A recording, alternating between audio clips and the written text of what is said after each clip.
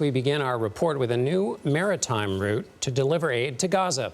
A ship carrying around 200 tons of food that is desperately needed for Palestinians in the territory finally set sail from Cyprus on Tuesday. The delivery is destined for northern Gaza, where tens of thousands are starving.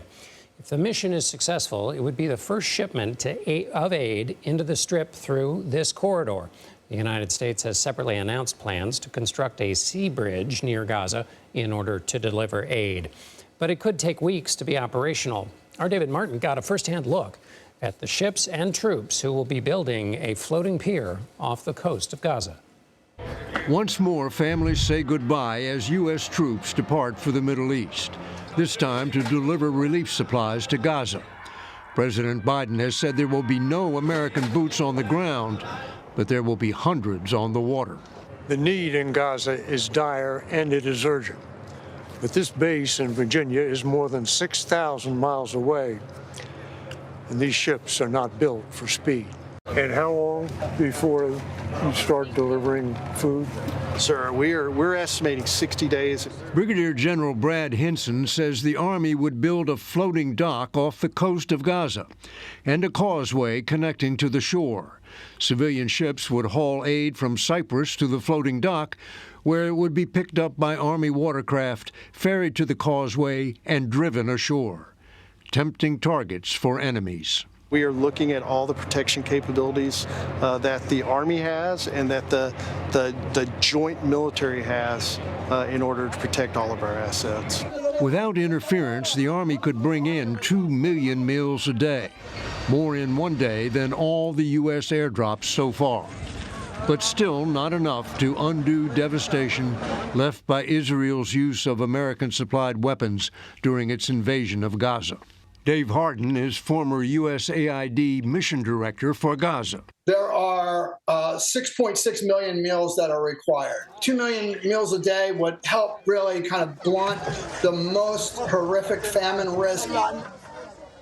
And David Martin joins us now from the Pentagon. David, how complicated is this effort in terms of what could go wrong? There's a lot that could go wrong. First, there's the weather. If the seas are above 2 and 3 feet of waves, that mobile causeway will start to bob up and down too much. But the real wild card here, John, is security.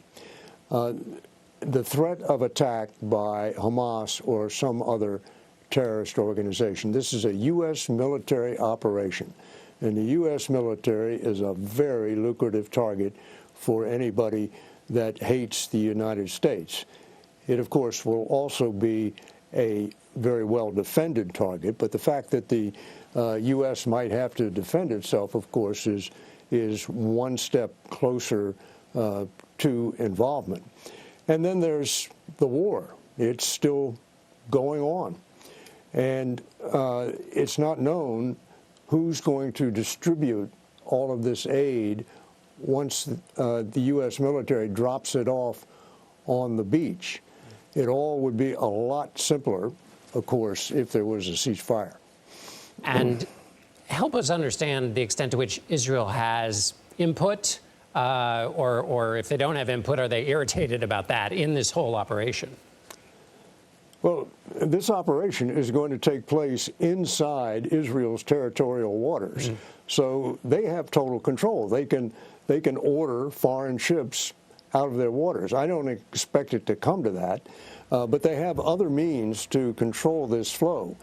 In the first place, they're going to be inspecting the aid packages in Cyprus before they're loaded on ships, so they can still throw sand in the gears if they want. If you look at what happens at some of these truck crossings, you can have, depending on the day, 200 trucks get through, and then on the next day, 0 trucks get through. There's a lot of sand that can be thrown in the gears, which is why people should not expect this operation to solve the humanitarian crisis in Gaza.